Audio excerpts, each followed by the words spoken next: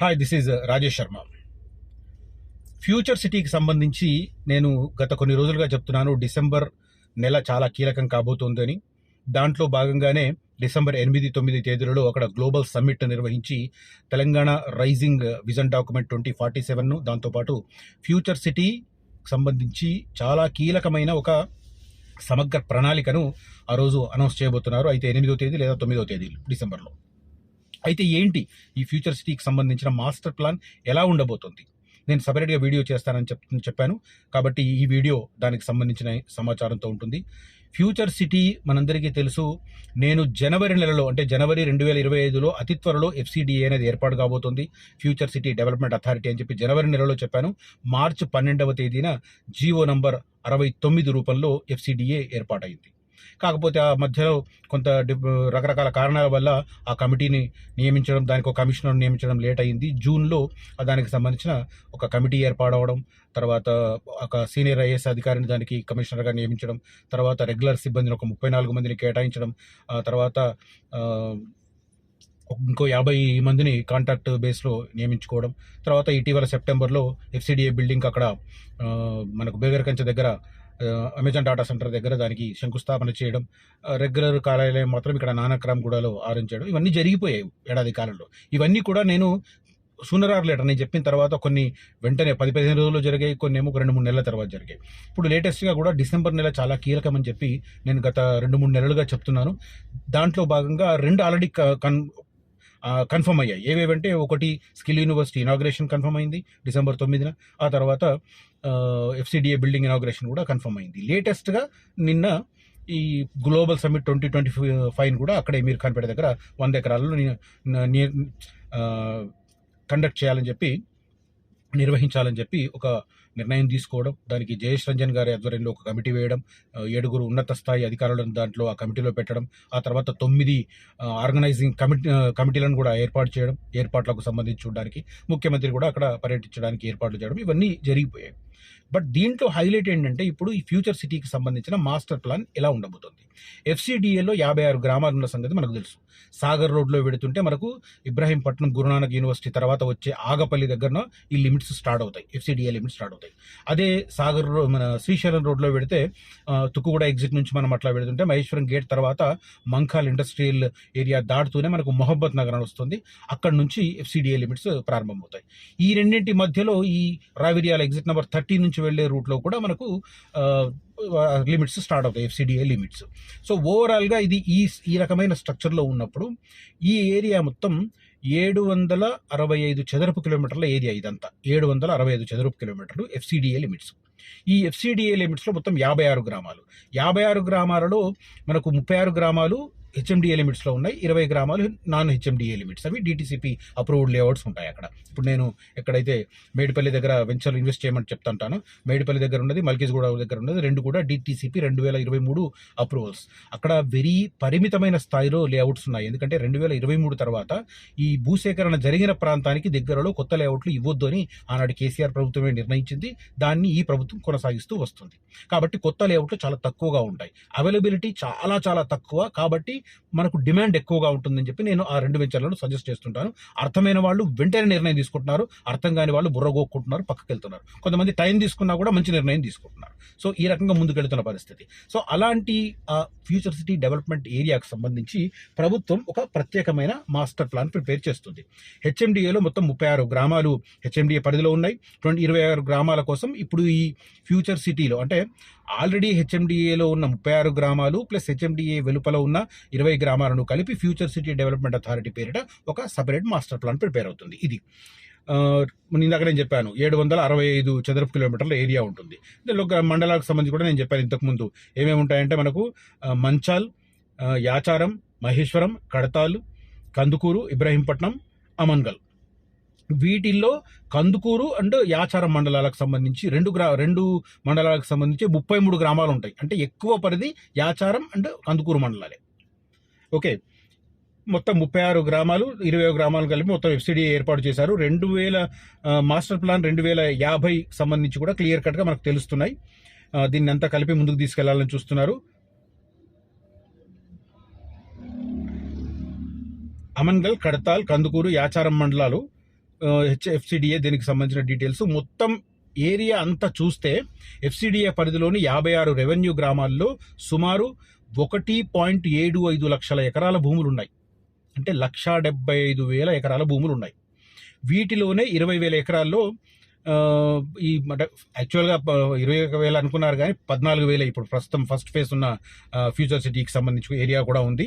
దీన్ని ఆల్రెడీ మనకు 2024 జూలై నెలలోనే సింగపూర్ కన్సార్షియంతో 13,973 ఎకరాలకు సంబంధించిన ప్లాన్ ప్రిపేర్ అయ్యింది.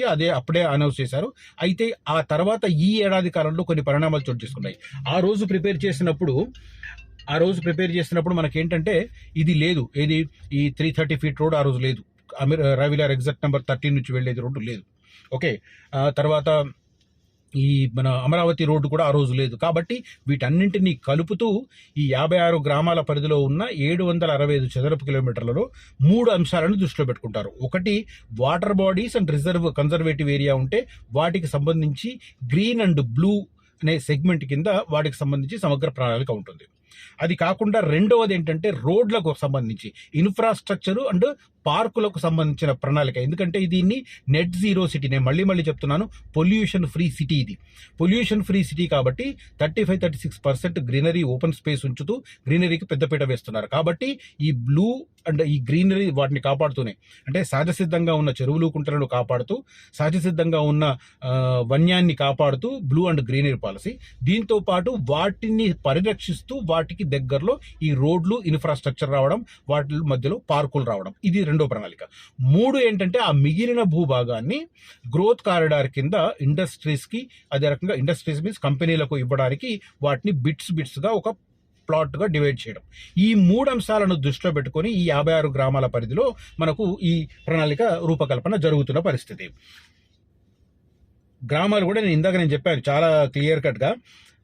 హెచ్ఎండిఏ పరిధిలో ఉన్నవి ఏంటంటే 36 గ్రామాలు. ఇబ్రహీంపట్నం మండలం కప్పపహడు, పోచారం, రామిరెడ్డిగూడ, తడ్లకల్వ, తులేకలాన్, తుర్కగూడ, ఎలిమినేడు, ఎర్రకుంట గ్రామాలు ఉన్నాయి. కందుకూరు మండలంలో అన్నోజిగూడ, డబ్లీగూడ, దాసర్లపల్లి, గఫూర్నగర్, గూడూరు, గుమ్మడవెల్లి, కందుకూరు, కొత్తూరు, లేమూరు, మాదాపూర్, మీర్ఖాన్పేట, ముచ్చర్ల, మహమ్మద్పూర్, పంజాగూడ, రాచులూరు, సర్వరావులపల్లి, తిమ్మాపూర్, తిమ్మాయపల్లి, మహేశ్వరం మండలంలో మొహబ్బత్ నగర్, తుమలూరు, మంచాల్ మండలంలో ఆగాపల్లి, మల్లికార్జునగూడ, నోముల్, యాచారం మండలంలో చౌదరపల్లి, గున్గల్, ముగుళ్లవంపు, తూలేకుర్దు, యాచారం రెవెన్యూ గ్రామాలతో పాటు హెచ్ఎండిఏ మాస్టర్కి సంబంధించిన ఇవి కాకుండా కొన్ని ఉన్నాయి. అవి ఇప్పుడు లేటెస్ట్గా దీంట్లో చేరిన పరిస్థితి. ఇవేమున్నాయంటే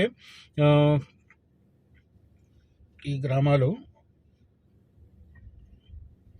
అమన్గల్ మండలంలో కోనాపూరు, రామ్నూతల, కడతాల్ మండలంలో చరికొండపట్టి కల్వకుర్తి, చరికొండపట్టి పడకల్, ఎక్రాస్గూడ, కడతాల్, కర్కల్ పహడ్, ముద్విన్, కందుకూరు మండలంలో దెబ్బెడగూడ, యాచారం మండలంలోని కొత్తపల్లి, కుర్మిద్ద, మేడిపల్లి, మల్కీస్గూడ, నక్కర్త, నానక్ నగర్, నందివనపర్తి, నజ్దీక్ సింగారం, తక్కల్లపల్లి, తాటిపర్తి, చింతపట్ల, నల్లవెల్లి రెవెన్యూ గ్రామాలు ఉన్నాయి. సో ఈ 56 గ్రామాలకు సంబంధించి ప్రత్యేకంగా ఒక మాస్టర్ ప్లాన్, నేను ఇందాక చెప్పినట్టుగా 3 అంశాలను దృష్టిలో పెట్టుకొని దీనికి సంబంధించిన మాస్టర్ ప్లాన్ రూపకల్పన జరిగింది. ఒకటి, చెరువులు, అదే రకంగా సహజసిద్ధంగా ఉన్న వన్యం అటవీ ప్రాంతం, వీటిని పరిరక్షిస్తూ బ్లూ అండ్ గ్రీన్ సంబంధించిన జోన్ ఒకటి ఉంటుంది. ఆ తర్వాత రెండవది వచ్చేసి, ఇది దృష్టిలో పెట్టుకోవాలి, చాలా మంది అప్రూవల్స్ లేని వెంచర్లలో ప్లాట్లు కొనుక్కునే వాళ్ళు దీన్ని దృష్టిలో పెట్టుకోవాలి. ఓకే, తర్వాత రెండోది వచ్చేసి ఈ బ్లూ అండ్ గ్రీన్ డిస్టర్బ్ కాకుండా వాటిని ప్రొటెక్ట్ చేస్తూ రోడ్లు, అదే రకంగా వాటిని ప్రొటెక్ట్ చేస్తూ ఏర్పాటయ్యే రీక్రియేషన్ ఏరియాస్ అంటే క్లబ్స్, పార్కులు వంటి ఏరియాస్ డెవలప్ చేసడం ఒకటి. రెండోది, మూడో అంశం ఆ మిగిలిన భాగాన్ని ఈ గ్రోత్ కారిడార్ పేరిట సంస్థలకు, కంపెనీలకు కేటాయించడం.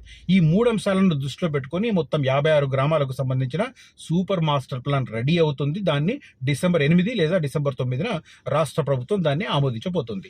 ప్రధానమైన అంశాలు ఇవి.